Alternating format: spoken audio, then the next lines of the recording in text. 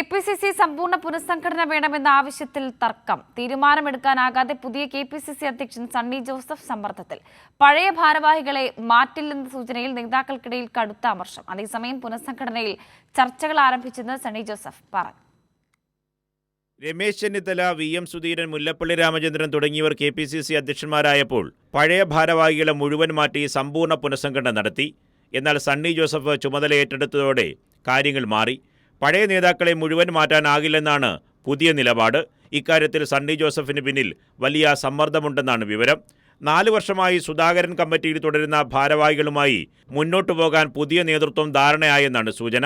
പുനഃസംഘടനയിൽ ചർച്ചകൾ ആരംഭിച്ചെന്ന് വ്യക്തമാക്കിയ സണ്ണി ജോസഫ് എന്നാൽ സമ്പൂർണ്ണ പുനഃസംഘടന ഉണ്ടാകുമെന്ന കാര്യത്തിൽ ഉറപ്പ് പറയുന്നില്ല.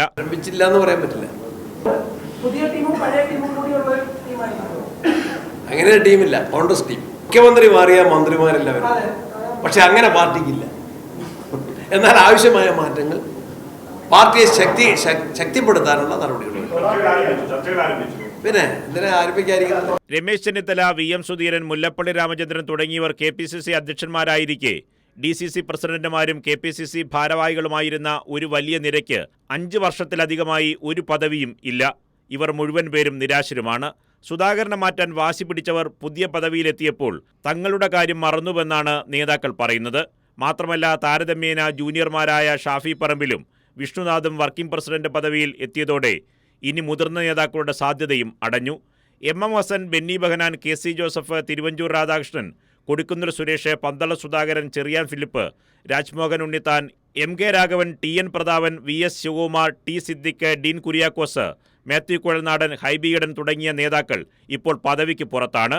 കൂടാതെ പദവികൾ പ്രതീക്ഷിച്ചിരുന്ന ബിന്ദു കൃഷ്ണ, ഷാനിമോൾ ഉസ്മാൻ അടക്കമുള്ള വനിതാ നേതാക്കളും തടയപ്പെട്ടു. ഇക്കാര്യത്തിലും പുതിയ കെ.പി.സി.സി അധ്യക്ഷന് വ്യക്തമായ മറുപടിയില്ല. കേരളത്തിലെ കോൺഗ്രസിന്, പ്രത്യേകിച്ച് KSUവിൻ്റെ ആരംഭകാലം മുതൽ കലാലയങ്ങളിൽ പഠിച്ച് രാഷ്ട്രീയ താല്പര്യമുള്ള, വിദ്യാഭ്യാസ യോഗ്യതയുള്ള യൂത്ത് കോൺഗ്രസിലൂടെ കടന്നു വന്ന അതിശക്തമായ ഒരു നേതൃനിര കേരളത്തിലെ എല്ലാ തലങ്ങളിലുമുണ്ട്. അവരെ എല്ലാവരെയും പാർട്ടിക്കകത്ത് വിവിധ തലങ്ങളിൽ ഉപയോഗപ്പെടുത്തിയും ഉൾക്കൊണ്ടും പ്രോത്സാഹിപ്പിച്ചും പ്രൊമോട്ട് ചെയ്തും ഞങ്ങൾ മുന്നോട്ട് പോകും. അതേസമയം സുധാകരനൊപ്പമുണ്ടായിരുന്ന ഭാരവാഹികളുമായി ആദ്യ കെ.പി.സി.സി യോഗം നാളെ ചേരാനാണ് തീരുമാനം. പഴയ ഭാരവാഹികളെ നിലനിർത്തി കെ.പി.സി.സി യോഗം ചേരാനുള്ള തീരുമാനത്തിലും വലിയ അമർഷത്തിലാണ് ഒരു വിഭാഗം നേതാക്കൾ. നിർഭൻ ചക്രവർത്തി, കൈരളി ന്യൂസ്, തിരുവനന്തപുരം.